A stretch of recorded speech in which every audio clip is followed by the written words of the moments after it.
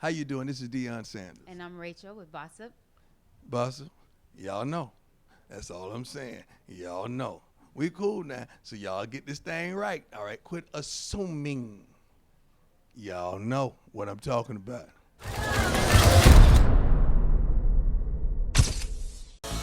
This is my family playbook. Okay, so we're talking about Family Playbook. We've seen a couple of clips. Your children, of course, are very involved in the show. What was one of the most surprising things for you about how your children reacted to reality TV fame? They embraced it and they understand the responsibility that they have. What is it that you want people to get from watching your show? First of all, I want to challenge men to play their roles, man, and be the responsible. I mean, you laid down the consummated it.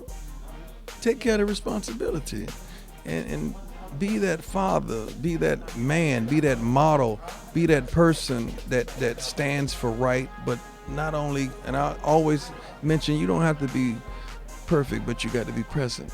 Tracey's on the show now. How has adding her to the mix kind of changed the dynamic and how things are on the show? First of all, Tracey's executive producer with myself, and she is tremendous. I mean, her vision, her classiness, she's a good woman. My God, she's a good woman, and I'm blessed to have her in my life, and my kids are too. Were you worried at all about the transition of how your kids and how Tracey would mesh well together with the cameras rolling?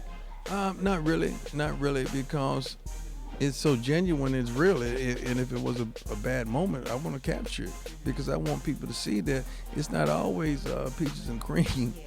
Your significant other with your kids, you know, from a previous relationship, is not always that way, or every kid don't receive the same, but Tracey is so loving and caring that they can't help but love her. Babyface, we saw you sit down and actually have, a man-to-man conversation with him, which I think surprised a lot of people because you don't see that a lot where that happens so flawlessly, especially when celebrities are involved. So how did that conversation come about, and did you expect it to go as well as it did?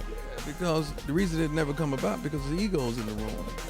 You got to understand, I really am from the old school, not an old fool from the old school. I don't feel like any man should be around someone else's kids without first meeting the father.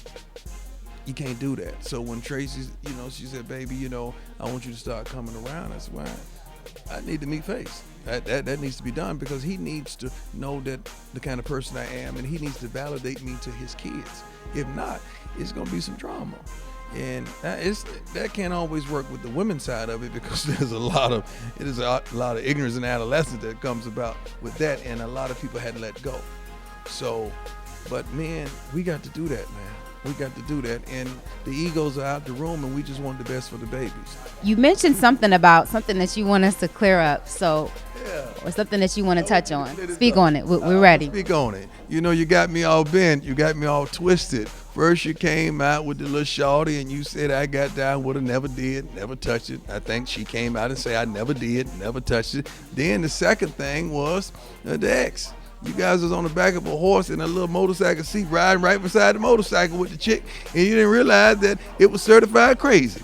Now, after a series of time, you realize it's certified crazy.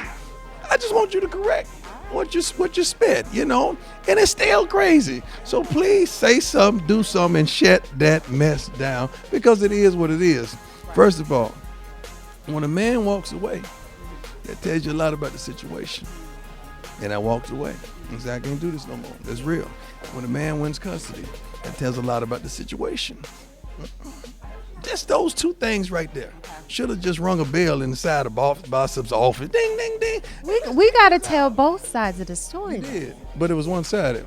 Because, see, I wasn't calling y'all. The other person was calling y'all, trying to leak stuff. I don't get down like that. I just want you to give us real. I'm not hard to find. You can tweet me, you can reach me, you know how to get at me. To really want the truth, I'm gonna tell you just that. Well, how you know we didn't? We were waiting for this opportunity, so now we got it, and now you told it, and now it's 3 years later. A lot of ignorant media. You got to understand, you guys have influence. You guys influence minds. Yeah, and I want you to take that serious because that's serious, and kids do that. Kids read you, kids follow you, and kids want to know what's real. And I just want you guys to understand you have a responsibility. And you do understand that. But reach out, especially, Well, now we got it. One more question on that situation. You know, you guys are together a long time. You think that it will ever be possible for you guys to be friends and for, you know, No, That's not. because if you had understood what transpired in court and understand what still is transpired, I mean the lies about the abuse, the lies about, I mean when somebody say you attempted to murder them, somebody say how can you kidnap your own kids that you got custody of them? I mean just what we go through daily still. Because when I walked away, I never tried to insult them and tell y'all why. Oh, it's a whole lot of reasons. I can give you a book why. But that's the mother of my kids. So I would never want to defame her in any way. I would want to keep her name whole. My kids have never heard me say nothing negative about their mother, and I won't. And I won't. But on the opposite side, they've tried to do everything in their power to destroy what God has established. And you got to understand, God established it, not man, no woman. So I ain't going nowhere. So that's why the friendship thing, I pray on it, but no time soon.